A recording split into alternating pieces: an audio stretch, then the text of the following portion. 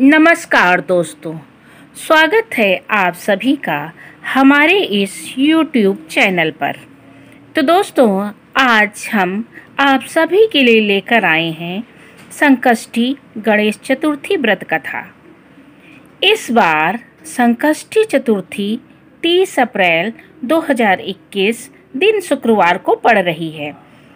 इस दिन भगवान गणेश की पूजा की जाती है। संकष्टी चतुर्थी के दिन गणेश भगवान की पूजा अर्चना करने से मनोकामनाओं की पूर्ति होती है और हर बाधा मिट जाती है। यह व्रत भगवान शिव व पार्वती जी के पुत्र गणेश भगवान को समर्पित है, जिन्हें लंबोदर भी कहा जाता है। भगवान गणेश रिद्धि सिद्धि के देवता हैं।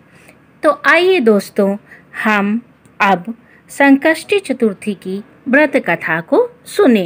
श्री गणेश चतुर्थी संकष्टी व्रत की पौराणिक कथा के अनुसार एक बार भगवान शिव माता पार्वती नर्मदा नदी के किनारे बैठे थे। वहां माता पार्वती ने भगवान शिव से समय व्यतीत करने के लिए चौपड़ खेलने को कहा। शिव भगवान चौपड़ खेलने के लिए तैयार हो गए, परंतु इस खेल में हार जीत का फैसला कौन करेगा, यह प्रश्न उनके समक्ष उठा। तो भगवान शिव ने कुछ तिनके एकत्रित किए और उसका पुतला बनाकर उनकी प्राण प्रतिष्ठा कर दी। पुतले से कहा, बेटा, हम चौपड़ खेलना चाहते हैं, परंतु हमारी हार जीत का फैसला करने वाला यहाँ पर इस समय कोई नहीं है। इसलिए तुम बताना कि हम दोनों में से कौन हारा और कौन जीता। उसके बाद भगवान शिव और माता पार्वती का चौपड़ खेल शुरू हो गया। ये खेल 3 बार खेला गया और संयोग से तीनों बार माता पार्वती ही जीत गईं। खेल समाप्त होने के बाद बालक से हार जीत का फैसला करने के लिए कहा गया, तो बालक ने महादेव को विजयी बताया। यह सुनकर माता पार्वती क्रोधित हो गईं और क्रोध में उन्हें बालक को लंगड़ा होने का और कीचड़ में पड़े रहने का श्राप दे दिया। बालक के बार बार क्षमा मांगने पर पार्वती जी ने बालक से कहा कि मैंने जो श्राप दे दिया है, अब उसको वापस तो नहीं ले सकते हैं, लेकिन एक ऐसा उपाय बता सकते हैं जिसे तू श्राप से मुक्ति पा सकेगा। उन्होंने कहा कि संकष्टी वाले दिन यहाँ पर कुछ नाग कन्याएं पूजा करने आती हैं और वो गणेश भगवान की पूजा करती हैं। उनसे व्रत विधि जान लेना और सच्चे मन से श्रद्धा से उस व्रत को करना। और धीरे धीरे 1 वर्ष बीत जाता है। 1 साल के बाद वहाँ पर नाग कन्याएं आती हैं और वो गणेश भगवान की पूजा करती हैं। बालक उनसे गणेश भगवान की पूजा विधि पूछता है और श्रद्धापूर्वक व्रत करता है। 21 दिन के व्रत पूरे होने पर उनकी सच्ची आराधना को देखकर गणेश भगवान प्रसन्न हो जाते हैं और उसको दर्शन देते हैं और अपनी इच्छा बताने को कहते हैं।